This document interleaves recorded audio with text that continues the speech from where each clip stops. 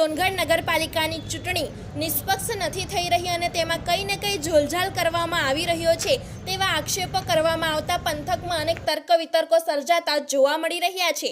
ત્યારે શું છે આખો મામલો, જુઓ તાપી સ્વરાજ્યના રિપોર્ટમાં। સોનગઢ નગરપાલિકાના વોર્ડ નંબર 6ના કોંગ્રેસના 2 બક્ષીપંચના ઉમેદવારોના ફોર્મ કેન્સલ થઈ જતા હોબાળો મચી જવા પામેલ છે, તેમજ તેને લઈને લેખિત ફરિયાદ પણ કરવામાં આવેલ છે। વોર્ડ નંબર 6માં રસાકસી થવાની સૌથી વધુ સંભાવના હતી, પરંતુ કોંગ્રેસના 2 ફોર્મ રિજેક્ટ થઈ જતા ભાજપમાં ખુશીનો માહોલ જોવા મળી રહ્યો છે। જો કે અહીં કોંગ્રેસના બક્ષીપંચના ઉમેદવારોનું ફોર્મ કેન્સલ થતાં તેમણે લેખિતમાં વાંધો ઉઠાવ્યો હતો, તેમજ કોંગ્રેસના ઉમેદવારે મીડિયા સમક્ષ આવીને ચૂંટણી અધિકારી દ્વારા ફોર્મ ચકાસણી કરીને લખાણ આપવામાં આવ્યું હતું, ત્યારે તેમાં જાતિનો દાખલો એની સાથે સામેલ હોય તેની બાજુમાં હા લખીને આપવામાં આવ્યો હતો, પરંતુ ફોર્મ ચકાસણીમાં જાતિનો દાખલો રજૂ કર્યો નથી તેમ ફોર્મ કેન્સલ કરવામાં આવેલ છે, જેને લઈને કોંગ્રેસના ઉમેદવારોમાં રોષની લાગણી સાથે નારાજગી જોવા મળી રહી છે। સોનગઢ નગરપાલિકાની ચૂંટણી નિષ્પક્ષ કરવામાં નથી આવી રહી, તેમાં કંઈ ને કંઈ ઝોલઝાલ થઈ રહ્યો છે તેવા આક્ષેપો કોંગ્રેસના ઉમેદવાર દ્વારા કરવામાં આવ્યા હતા।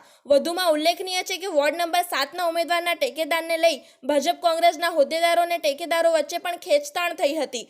ફોર્મ ચકાસણી થઈ ગયા બાદ કોંગ્રેસના ઉમેદવારના ટેકેદારને ભાજપના ઉમેદવાર અને અન્ય સમર્થકો ચૂંટણી અધિકારી સામે ટેકો પાછો ખેંચવાની જાહેરાત માટે લઈ જતા હતા, ત્યારે કોંગ્રેસ નગર સંગઠન પ્રમુખ અને અન્ય સમર્થકોએ વિરોધ કર્યો હતો। ચૂંટણી અધિકારી ઓફિસ નજીકથી કોંગ્રેસના ટેકેદારને ભાજપના સમર્થકો ખેંચી જતા હોવાના દ્રશ્યો જોવા મળ્યા હતા, ત્યારે આ સમગ્ર મામલે કોંગ્રેસના ઉમેદવારે પોતાની આપવીતી જણાવતા અને ચૂંટણી પ્રક્રિયા પર આક્ષેપ કરતા શું કહ્યું તે જુઓ। સર, મારું નામ છે તબરેઝ, હું વોર્ડ નંબર 6નો ઉમેદવાર હતો। કઈ પાર્ટીમાંથી? કોંગ્રેસ પાર્ટીમાંથી હતું। અને કઈ રિઝર્વ સીટ પર કરેલી ઉમેદવારી? ઓબીસી સીટ પરથી। હવે આજે શું થયું તમારી સાથે, શું ફરિયાદ છે તમારી? મારી સાથે ફરિયાદ આવી છે, જ્યારે આ ફોર્મ બધા સબમિટ કરેલા મેં 1 તારીખે બધું ચકાસણી કરાવેલી 6 નંબરમાંથી 6 નંબર વોર્ડમાંથી, જ્યારે મને બધા જ કાકડિયા બોલે તારા કાકડિયા બધા સાચા જ છે બોલે, આમ કહીને મને બધું રજૂઆત કરવાઈ અને 3 તારીખે તમે બધું 1-2 વસ્તુ તમારી જે બાકી છે તમે આવીને કરજો। તો મારી ઓબીસીની જે સર્ટી છે મેં હાલ પૂરતું તો એમાં મૂક્યું જ હતું, મારા જે ઓરિજિનલ ડોક્યુમેન્ટ હતા એમાં બધું મૂક્યું જ હતું।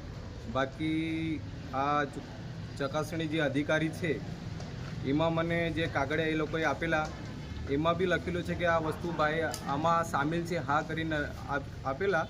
બાકી એ લોકો હમણાં જે અમારા ચૂંટણી અધિકારી સાહેબ છે એ લોકો બધા ના પાડતા છે કે આમાં વસ્તુ નથી। મેં એ લોકોને રિક્વેસ્ટ બી કરી, બધું જ કર્યું, પણ એ લોકો ના પાડતા। તમારી પાસે પેલા પુરાવા છે જેમાં એ લોકોએ આ તમારો દાખલો જમા છે એવો હા લખી આપેલો છે? મારા પાસે બધું જ પુરાવા છે, જે વસ્તુ એ લોકોએ માંગેલી, જે વસ્તુ ના માંગેલી એ બધું જ પુરાવા છે મારી પાસે, બધું જ છે। હવે તમે શું ફરિયાદ કરવા માંગો છો, તમારી કહેવાનું શું છે?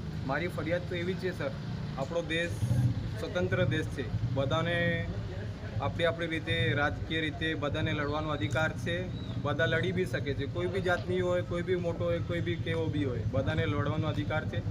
મારી આટલી જ માંગણી છે કે મારી પાર્ટીએ મારા પર ભરોસો કરેલો, કોંગ્રેસ પાર્ટીએ મને ટિકિટ આપી, આ લોકો કહે છે કે ઓબીસીની તમારો ઓબીસીનો દાખલો નથી, પણ મેં મૂક્યો છે। મારી ફરિયાદ આવી છે કે નિષ્પક્ષ આની જાંચ થવા જોઈએ અને મારો અધિકાર મને મળવા જોઈએ। તમને શું લાગે ચૂંટણી નિષ્પક્ષ નથી થઈ રહી? નથી થઈ રહી, આ મને લાગે છે ચૂંટણી નિષ્પક્ષ નથી થઈ રહી, આમાં કંઈ ને કંઈ ઝોલઝાલ થઈ રહ્યું છે। જી, ધન્યવાદ।